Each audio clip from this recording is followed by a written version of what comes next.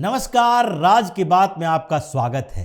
शराब घोटाले में अरविंद केजरीवाल और मनीष सिसोदिया, इन दोनों ने इतने स्मार्ट कॉन्स्पिरेसी की थी कि इन्हें लग रहा था कि जिस तरीके से एक के बाद एक लेयर बनाया गया है उससे ईडी और सीबीआई उसके पास पहुंच ही नहीं सकती है। कोई गवाह ऐसा नहीं मिल सकता है जो डायरेक्ट उन लोगों का कनेक्शन दिखा सके। इसीलिए पहले तो अरविंद केजरीवाल ने मनीष सिसोदिया को आगे किया और अरविंद केजरीवाल ने सोचा कि मनीष सिसोदिया तक अगर पहुंच भी गई तो उनके तक पहुंचना मुश्किल हो जाएगा, क्योंकि अरविंद केजरीवाल के पास कोई पोर्टफोलियो नहीं है। वो सिर्फ और सिर्फ पद के अनुसार सीएम हैं और पॉलिसी मेकिंग में उनकी कोई भूमिका नहीं है। एक्साइज पॉलिसी मनीष सिसोदिया का काम था, वो मंत्री थे, तो इसलिए उसने मनीष सिसोदिया को आगे किया और फिर मनीष सिसोदिया ने एक दूसरा लेवल बनाया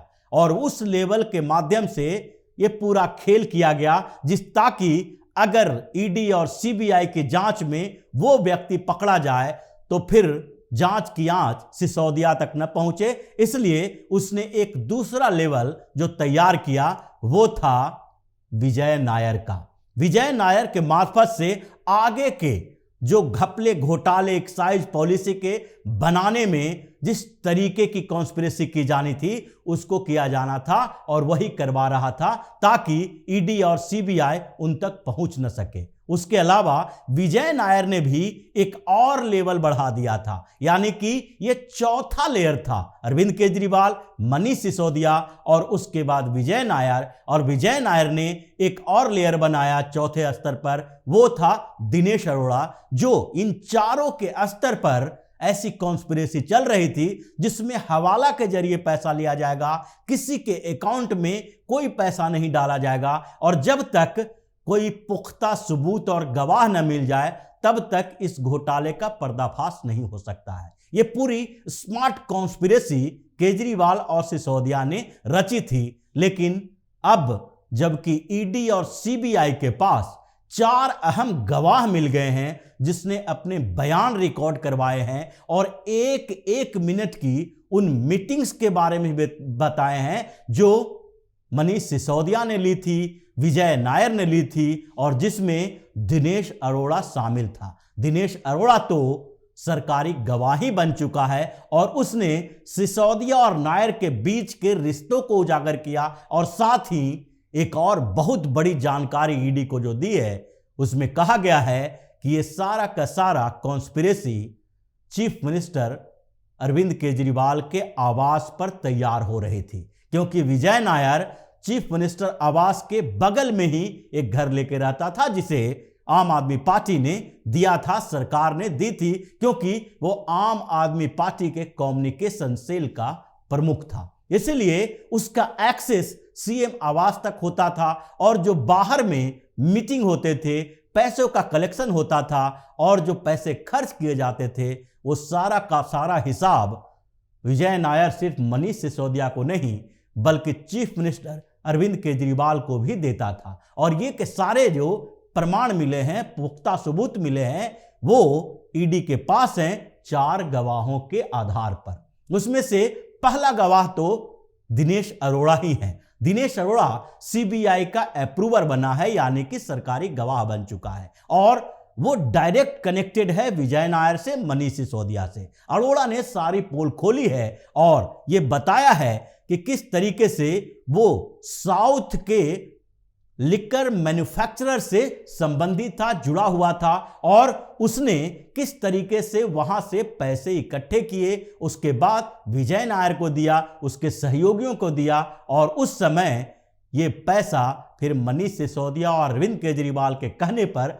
आम आदमी पार्टी के चुनाव प्रचार में खर्च हुआ, दूसरे कामों में खर्च हुआ और इन दोनों के जेब में भी पैसे गए हैं। ये दिनेश अरोड़ा पूरा बयान दिया है और ये बयान रिकॉर्डेड है जिसे अब कोर्ट में पेश किया गया है और कोर्ट इन लोगों को आमने सामने गवाही लेगी, जिसके लिए समन जारी किया गया है। और जब ये कोर्ट के सामने एक गवाही देंगे तो फिर उसके बाद मनीष सिसोदिया से पूछताछ के लिए बुलाया जाएगा। इस पूरे मामले में मनीष सिसोदिया को समन भेजा जाएगा और ईडी इस समन के आधार पर पहले सिसोदिया को बुलाएगी, पूछताछ करेगी और फिर उसी तरीके से जैसे सत्येंद्र जैन को, जैसे संजय राउत को, जैसे अनिल देशमुख को पूछताछ करते हुए रिमांड पर लिया गया था, गिरफ्तार किया गया था, उसी तरीके से अब सिसोदिया की गिरफ्तारी भी होगी। अब इन लोगों की स्मार्ट कॉन्स्पिरेसी को कैसे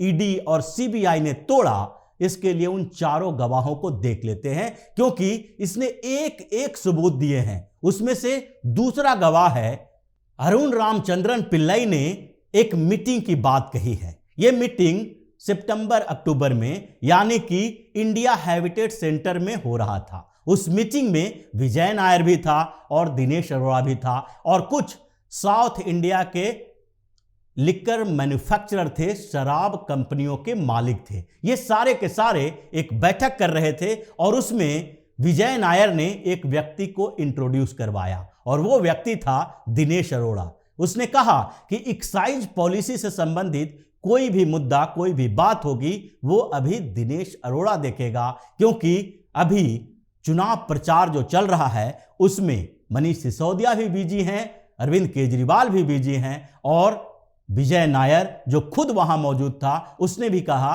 कि वो भी इस चुनाव प्रचार में व्यस्त है। पंजाब और गोवा के लिए चुनाव प्रचार चल रहा था और उसमें सारे प्रचार की जिम्मेदारी यानी पोस्टर, बैनर, नारे कैसे कैसे बनाए जाएंगे, वो पूरा कम्युनिकेशन सेल देख रहा था। उसका प्रमुख विजय नायर था, इसलिए उसने एक मिडिलमैन बनाया दिनेश अरोड़ा का और दिनेश अरोड़ा को इन लोगों के सामने इंट्रोड्यूस किया और उसने बताया कि ये व्यक्ति वही है जो आपसे डील करेगा और इससे यानी दिनेश अरोड़ा से बात करते हुए आपको यह नहीं लगना चाहिए कि ये विजय नायर से बात नहीं कर रहे हैं या मनीष सिसोदिया से बात नहीं कर रहे हैं। पॉलिसी से रिलेटेड कोई भी कंफ्यूजन होगा उसको यही दूर करेगा।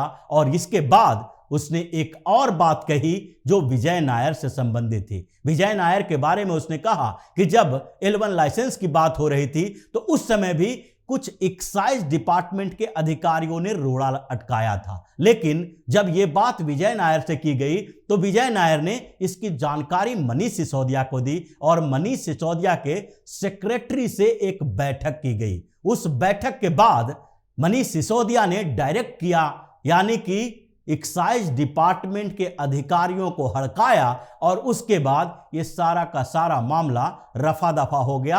L1 लाइसेंस इन लोगों को दिया गया। उसके बाद जो एक और गवाह हैं वो है समीर महेंद्रू, इंडो स्पिरिट के शेयर होल्डर। समीर महेंद्रू का कनेक्शन भी विजय नायर और दिनेश अरोड़ा के साथ है। समीर महेंद्रू ने मीटिंग में जो बात कही है मीटिंग के बारे में, उसमें डायरेक्ट मनीष सिसोदिया और दिनेश अरोड़ा के बीच के संबंध की ओर इशारा किया है। 10 सितंबर 2022 को उसका बयान रिकॉर्ड करवाया गया।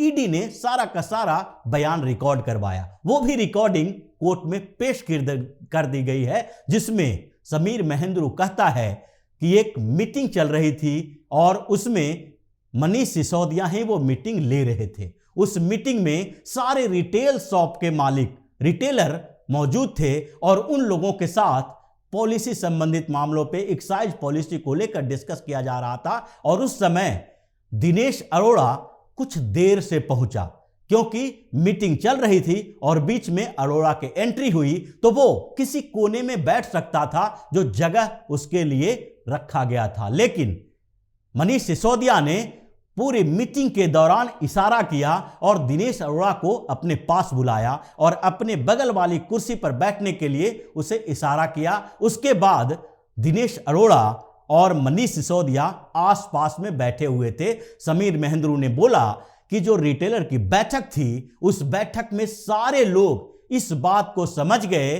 कि मनीष सिसोदिया का इशारा क्या है, संकेत क्या है। मनीष सिसोदिया ने इनडायरेक्टली यह कह दिया था कि दिनेश अरोड़ा उसका व्यक्ति है और विजय नायर के अनुपस्थिति में दिनेश अरोड़ा ही सारा कलेक्शन करेगा और इसी दिनेश अरोड़ा से आप लोग संपर्क कीजिए। यह बात समीर महेंद्रू ने ईडी के सामने बोला है। लेकिन इन तीन लोगों यानी दिनेश अरोड़ा, समीर महेंद्रू, अरुण पिल्लई के अलावा एक और गवाह है जो सीबीआई के सामने इन सारे मामलों की पोल खोला है, और वो है जो सीधे स्तर पर साउथ इंडिया के मैन्युफैक्चरर से संपर्क में था, उन लोगों से पैसा वसूल किया था और वो पैसा केजरीवाल की टीम तक पहुंचाया था। वो व्यक्ति है अभिषेक बोयिनपल्ली। अभिषेक बोयिनपल्ली भी जो साउथ इंडिया और आम आदमी पार्टी के इन नेताओं के बीच की एक कड़ी था, जिसे पहले ही तैयार कर दिया गया था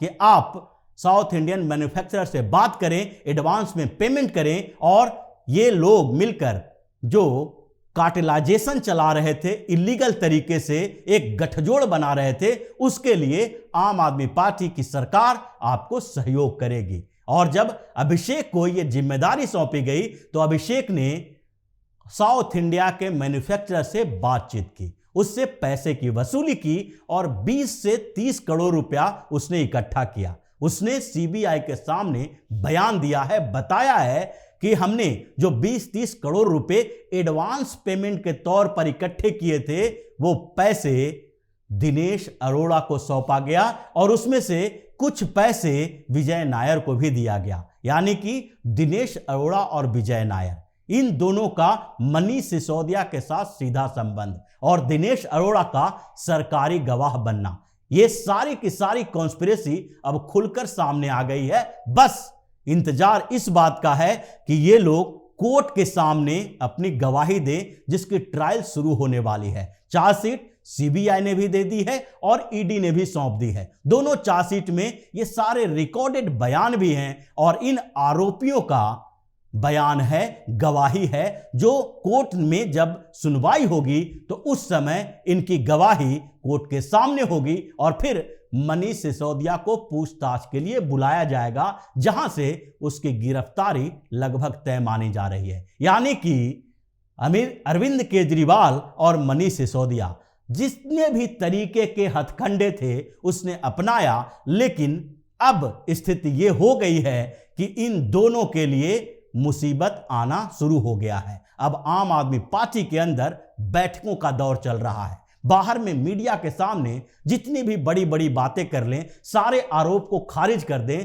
लेकिन केजरीवाल और सिसोदिया इतने डरे हुए हैं कि इनकी बैठक रोज चल रही है और इन बैठकों में इस बात पर सवाल उठ रहा है कि सिसोदिया के जाने के बाद उसकी जगह कौन लेगा और अरविंद केजरीवाल के नाम आने के बाद आम आदमी पार्टी का स्टैंड क्या हो सकता है। इसलिए अब ज्यादा देर नहीं है, अब जल्द ही दोनों के दोनों से पूछताछ होना लगभग तय है। तो इसी तरह की खबरों के साथ फिर से हाजिर होंगे, तब तक के लिए बने रहिए हमारे साथ और देते रहिए हमें सहयोग, ताकि इसी तरह की खबर हम आपके लिए लाते रहें।